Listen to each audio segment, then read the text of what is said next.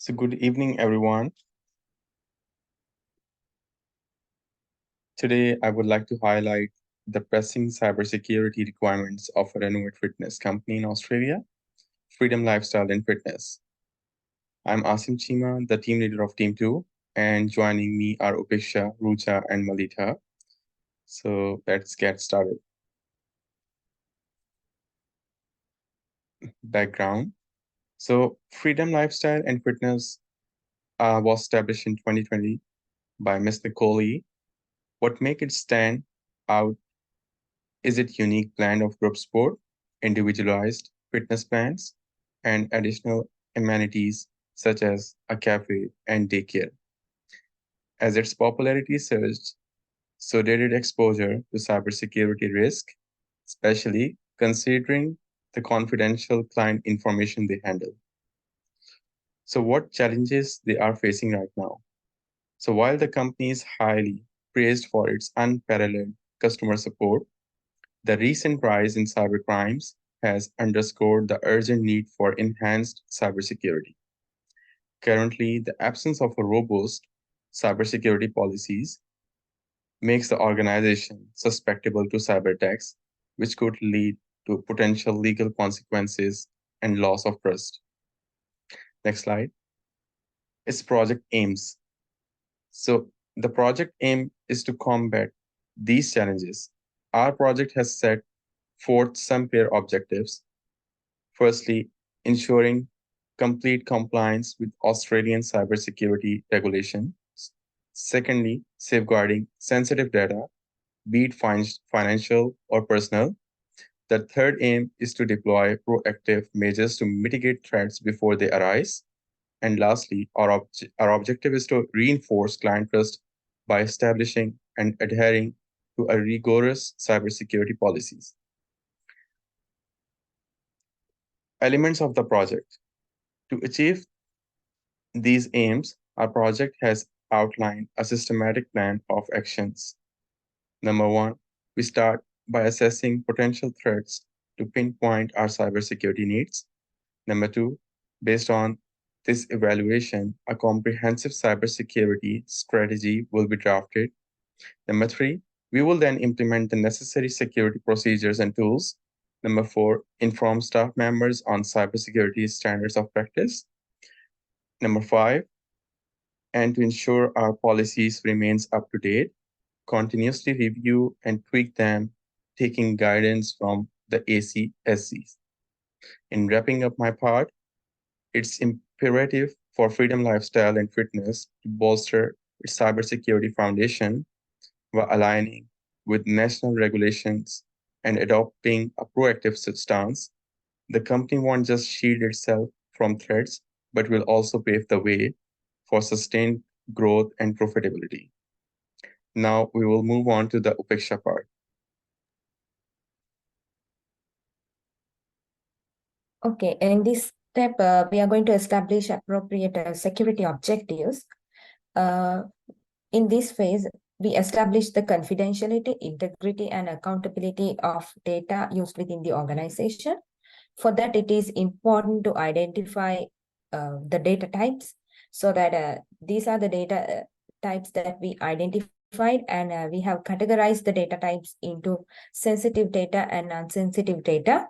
Sensitive data types are member information, membership records, health and fitness data, payment data, consent forms for participating in different activities. And under non-sensitive data, we have attendance records, employee details, data for marketing, inventory records, visitor logs, and CCTV footages. Then we are going to establish, we have implemented many steps to establish confidentiality, integrity, and accountability at a Freedom Lifestyle and Fitness Center using many steps.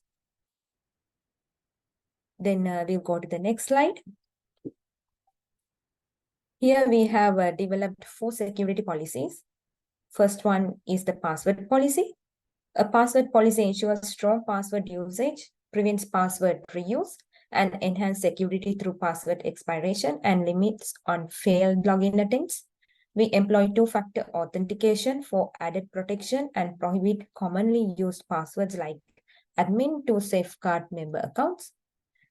Then the second security policy is data protection and privacy policy. This policy prioritizes member privacy by avoiding excessive data collection, implementing robust data encryption and access controls, and defining role-based access for the staff. Next, a security policy is BYOD policy. It's bring your own device policy to secure the personal devices used for work. Our BYOD policy mandates employee registration before device usage, enforces mandatory security software installation, and outline procedures for data deletion from devices in case of theft or employee departure. Then our fourth security policy is remote work policy. Our remote work policy clearly defines which employees are eligible for do the remote work, specifies work hours, and sets limitations on communication channels. Then next we go to the development of an incident response plan. Next slide.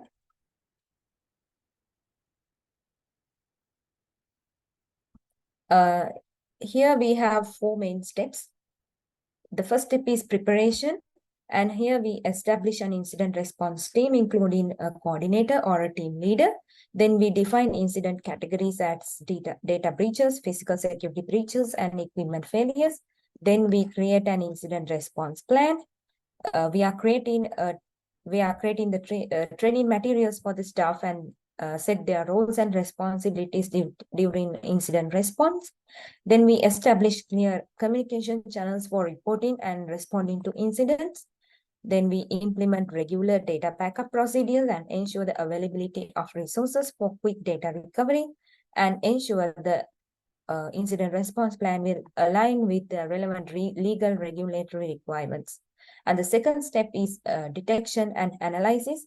Here we plan monitor security systems, logs, and other reports to identify and confirm the occurrence of the incidents.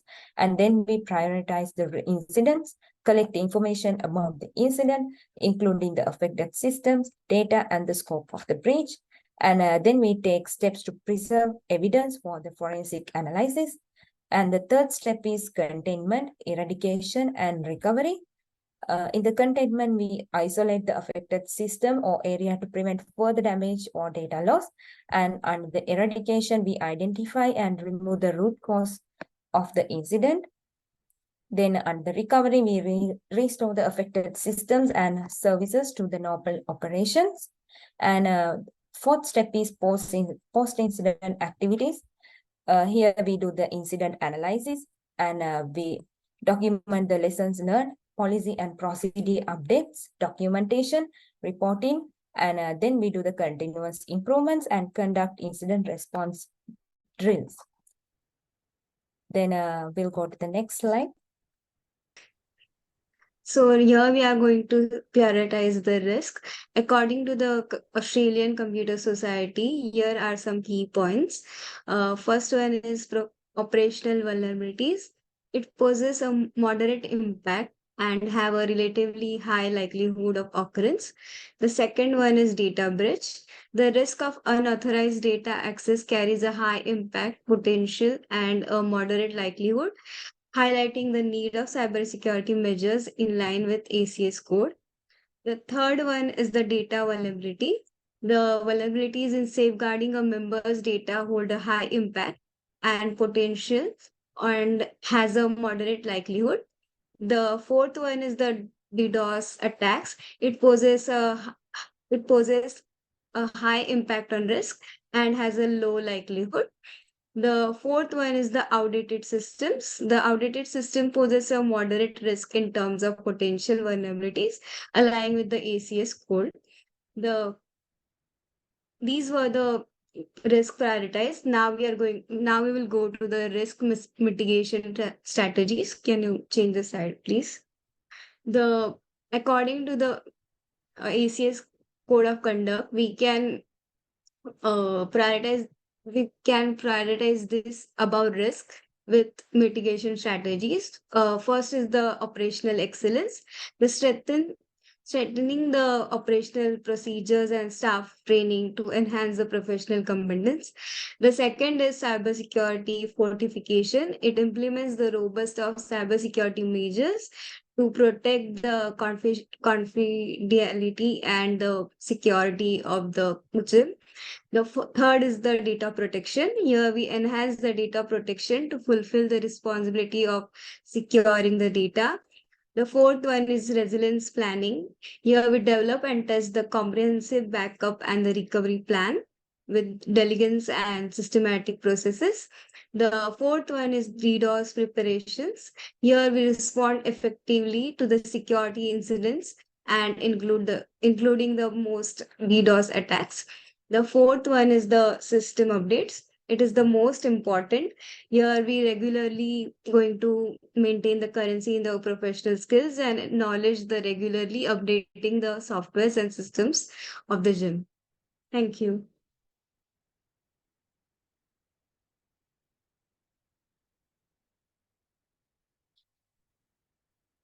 Hello. So I'll be explaining on how to design a backup for our gym business system. So we have to increase the overall frequency of backups by more than 1 day because since because of the ransomware, data centers must increase the frequency of backups by more than once a night is since once a night is no longer enough, and all data should be protected multiple times per day, and ensuring the everyone to use the 3 to 1 backup rule as well, since uh, it's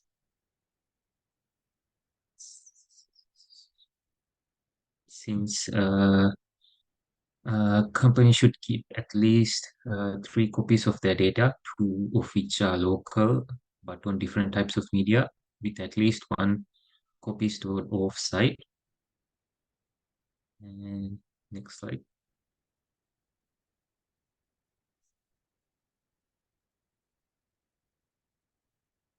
And the plans and protocols that we've come up with to our business for physical security and deterrence measures. So we've come up with security controls such as using CCTVs and motion cameras and intruder alarms in case of intruder comes into a gym business with a proper authentication, and having access credentials for employees and customers to certain areas of the gym, and having deterrence methods for our pre-planned physical security measures to keep threats away from secured areas. And in instance of an intruder threat or alert, having our protocols such as security dealing with in case of a lockdown, having security guards deal with the threat, or calling first responders to deal with the intruder alert. Next slide. And in case of the employee training material, we should be having multiple training methods for easy access, and having for different roles as well. And it should be short and easy to understand, and having multiple images and videos to explain these our protocols would be easier for our employees to comprehend. And having written manuals and live Zoom sessions or PowerPoint presentations in addition would help our employees comprehend the rules and protocols better. And I would like to introduce Asim for final. So this now concludes our presentation on behalf of myself and my team members. And we would like to say thank you for listening us.